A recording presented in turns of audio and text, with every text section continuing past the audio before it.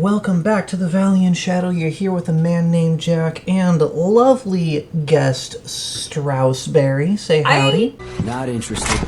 Don't feel like I'm a guest. I feel like I'm just here for the ride. Like, all of this was my idea. But hot take. Okay. This is a channel where you have to say howdy to be considered a full member.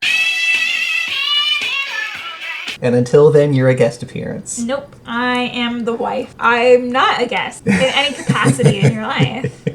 Anyway, welcome back, Gwendy, for the third time in a row. This is now the Gwendy movie. I'm gonna... More Epic the Musical. Next song on the list is No Longer You. We're doing Gwendy again for a very specific reason that we'll bring up a little bit later. That we're gonna have some fan theories on. So also get ready for spoilers. We're very busy movie crafting, after all, and theory crafting. Yeah. But with that said, this is the prophecy song, and we will be talking about what those prophecies mean later on down the line. And with that said, let's get into it.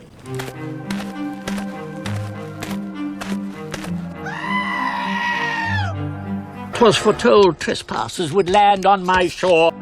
I am the prophet with the answer. One thing I do kind of want to bring up, in the last video you said it's probably not a great idea for Odysseus to get off the ship, but how else is he going to greet the prophet? Fair. In Gwendy's credit, Odysseus did get off the ship at the cave where they were supposed to go find the prophet anyways, so it's not like he took a detour. I'll walk back what I said there, but on a completely different note, I love that Odysseus walks up, doesn't even say hi, and the prophet just, I got a great eye roll there. Fantastic. But I love that Odie doesn't even get to say hello, and the prophet's just like, yes, it's me, you found me. How are you doing? With the answers you seek, time I've unlocked it. I see past and future running free. Definitely an oracle. Tells the future.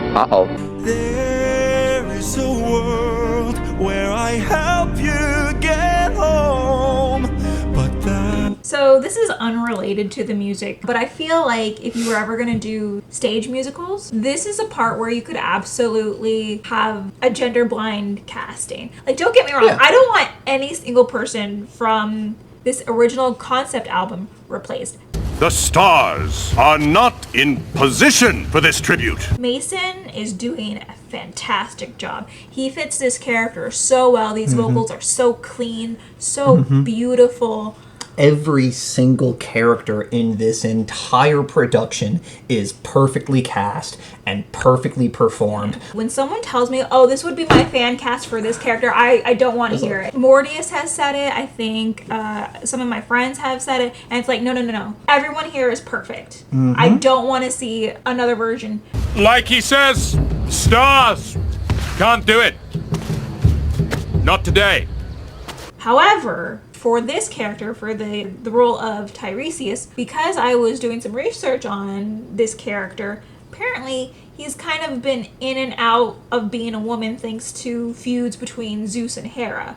So I feel like it would actually be really fun either to draw him as having more feminine features or cast a woman. That is something you could do. I'm not saying it's something you should do or canonically do. I'm just saying I think that would be fun if this were to go to a stage musical, that this character doesn't have to necessarily be male presenting. Gender fluid. Which, on that note, they don't ever say the name in the musical, but the prophet's name is Tiresias? Tiresias? Tomato. Tiresias. But that's not a world I know. What? Say what again? Say what again? I dare you. I double dare you, motherfucker. Say what one more goddamn time. I see a song of past romance. I see the sacrifice of man. I see portrayals of betrayal and a brother's final stand. So, Dude, I love the younger version of Magneto here. What? Say what one more goddamn time. The McDonald's sign on his head. Ah, gotcha. Okay. And also, as you've brought up, having the owl brooch on his cape, even as younger Odysseus, it's a good touch. It's a very good touch. Well, but in my opinion, it should be the olive tree for reasons I will get more into. Song of Past Romance. This one is very clearly just about him and Penelope. This Song of Past Romance, that might just be the finale of the musical. Would You Fall in Love with Me Again? Just because there's not many other songs about their past romantic life, I don't think. No, because I think Jorge confirmed that this was him meeting up with the sirens. Oh, okay, yeah. This could be about the sirens. Now this bit, The Sacrifice of Man. This is another one of those ones where Gwendy, gorgeous, beautiful artwork. This is before Jorge confirmed that it was about the sacrifice in Scylla's lair. But even then, Polites did not sacrifice himself canonically that we know of. However, I do think it would fit if that's how it would be depicted. Right. Because I don't mind necessarily the idea of the past and future running free. And it's just like, well, I've already seen that this is going to happen, so I'm the real deal because I shouldn't know about it. Yeah. Because I'm here in the underworld. And they also don't have to be in order, but they are. That is how Jorge wrote them, and it's because they are of the future. But we canonically know now that this is the sacrifice of the 6 men in Scylla's lair. Or alternatively, it could be him sacrificing the rest of his crew at Zeus's island, but that does put them out of order. In my opinion, I think that this song is the hardest to make an animatic animation for because of how strict it is. Because the goal of a visual for this song is to elevate the music, but in a way that doesn't spoil the prophecy. Because if your visuals are just depicting what each bit of the prophecy is about, that's ruining the fun. I would say have a flash forward of someone holding up a torch. Yes. Yes, because I exactly feel like a lot of these things should be metaphorical. I'll get more into that later as well, of things that I think could make better sense. But that we don't always have to be so literal about every single lyric. And having visuals that also only make sense after the fact, like a prophecy would. And then the next bit, portrayals of betrayal, mutiny, that one at least is pretty clear. As well as And a Brother's Final Stand. Which, now, I don't think, again, that we should necessarily see all of this.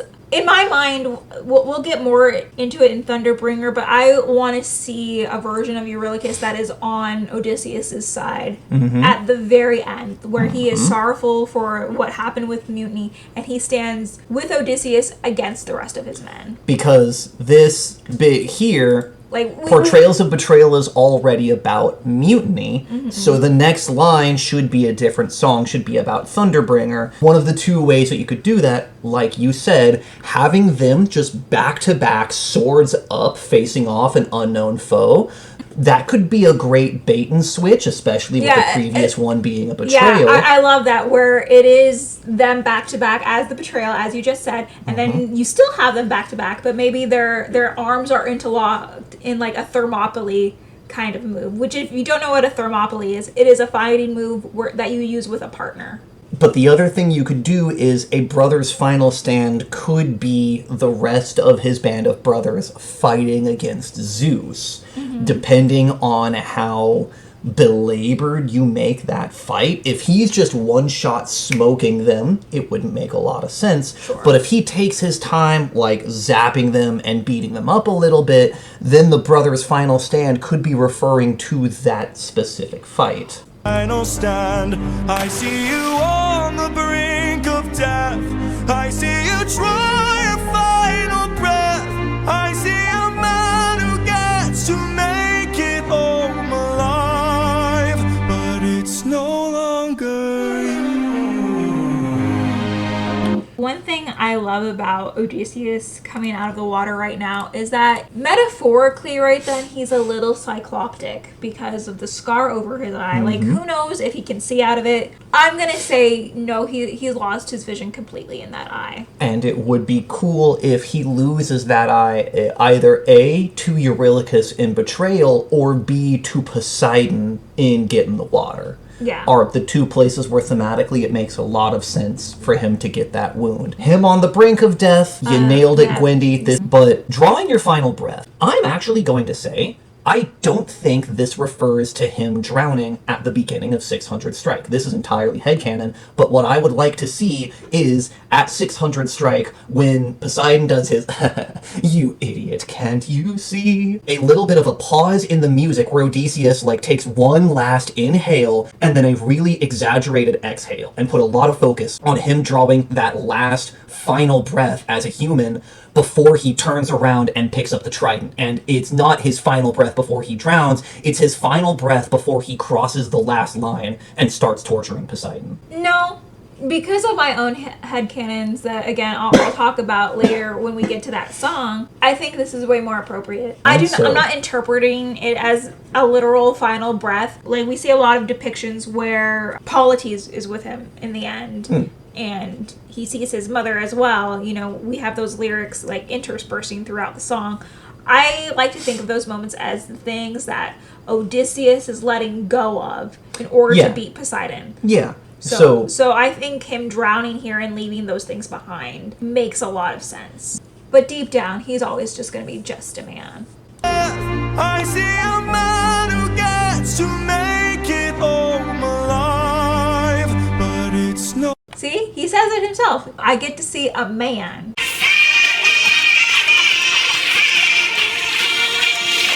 You're just going to be a very evolutionized version of yourself, Odysseus. You've got to become this thing in order to survive. The only thing I'd say is I'd argue a devolved version of himself that's going back to a little bit of barbarism and primitive violence. No, because I think he's doing the things that are necessary to survive is the thing. But it's no longer.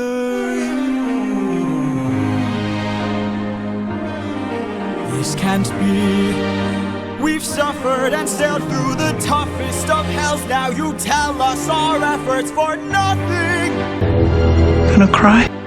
I see your palace covered in red, faces of men who had long believed you're dead. I see your wife. Surprise, with motherfucker. A man who is haunting, a man with a trail of bodies. Okay, guys, we have to be careful. Someone here is possessed by an owl. That's the thing, we don't...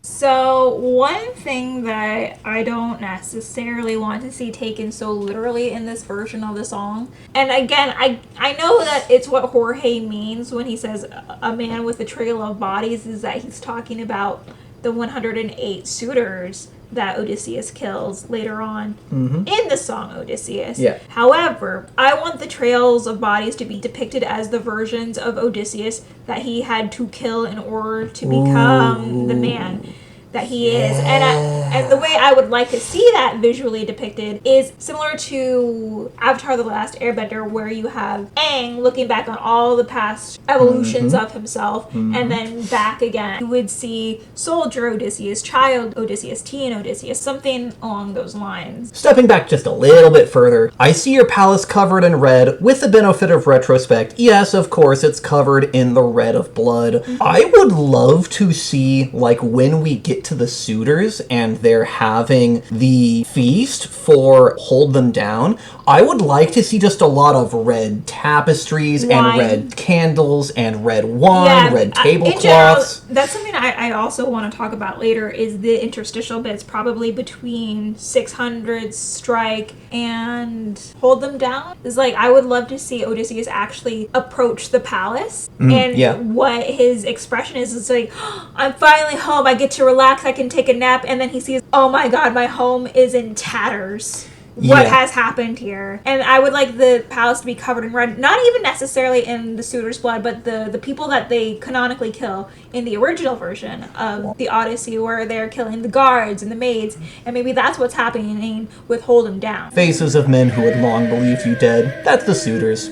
Yeah. Not much to talk about here. Other than great animation. I really like the scary bit right here. And also just on the animation side, I love when the ghosts pass in front of him, you get the magenta instead of the white. Man who is haunting, yep, that is just future Odysseus when he is gone full madness. We all go a little mad sometimes. It would be really cool for this to be a trail of the past versions of Odysseus. And it keeps those songs in orders, because we know that Would You Fall in Love with Me Again is about the ideas like, can you fall in love with who I am now, even though I've done all of these terrible things and I'm not the man that you know. I am no longer me. The only problem with your idea of a depiction of Trail of Bodies is that how could you do that in a way that wasn't incredibly spoilery? I don't think that's spoilery. Presuming that a person is watching this for the first time, and if you see past versions of him, you're not necessarily going to put that all together right away. Not unless you're pausing it, not unless it's a TV show and you're also theorizing what's happening. Like you're just gonna let it be spoon-fed to you, and then it's all gonna come back around later. Of bodies. Ooh! I see a song of past romance. I see the sacrifice of man. I see portrayals of betrayal and brother's final stand. I see you on the brink of death. I see you try your final breath. I see you man. First of all, the Holy Shit Choir. Very spooky, very reminiscent of the Holy Shit Choir in Hellfire from The Hunchback of Notre Dame. This, in parentheses, is what the choir is singing in the background. This was added retroactively after we got to the end of the musical. Jorge did go back and confirm what they are actually singing. It is, in fact, very difficult to make out the specific words unless you already know what they're singing, and that is very much on purpose. But this is why we picked Gwendy's animatic, because we knew that they did go back and add in those subtitles for the Ghost Choir, and that just adds a lot of cool layering to this bit. So, going through line by line, Siren Song, yep, about the sirens, Scylla's Throat. So we have a lot to say on Scylla's Throat. Do you want to start, or should I? You can start.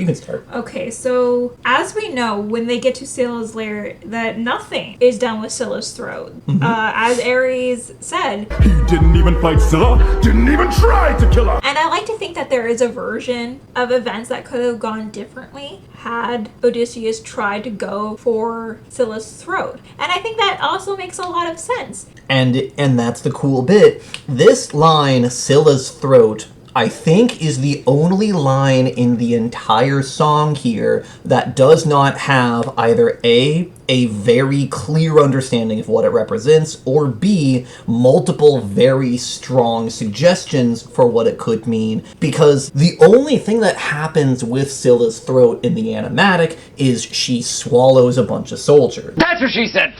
But like Straussberry was saying, this line combined with Ares' line about didn't even fight Scylla, didn't even try to kill her, I like that headcanon that there maybe was a world line where they fight Scylla and get through. Maybe they kill her, maybe they just lose a bunch of men, maybe it does end up worse and fighting her loses more men than what they would have lost as a sacrifice, but if you do fight her and lose even half of the crew, the other half would still probably stay loyal. Damned. Or he could have been damned if he does or damned if he doesn't. And that's my headcanon, is that no matter what Odysseus was going to do with Scylla, Eurylochus was always going to be a bitch about it. Which is getting into that in canon Eurylochus is really kind of depicted as being the worst. God, please kill Jesus, kill him. Or maybe they would have all survived. Who knows? If that is something that Jorge would ever want to shed light on, I would be really interested on what Scylla's throat means. Or if it's just Scylla swallowing people. That's what she said. Final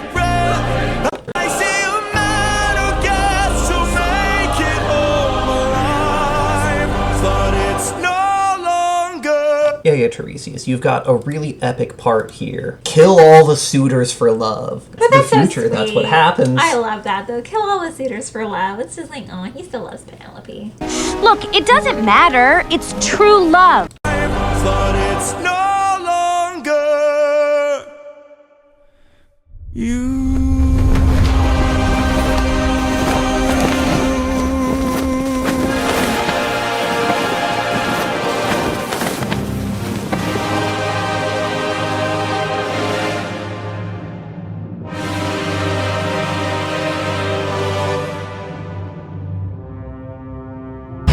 Very disappointed!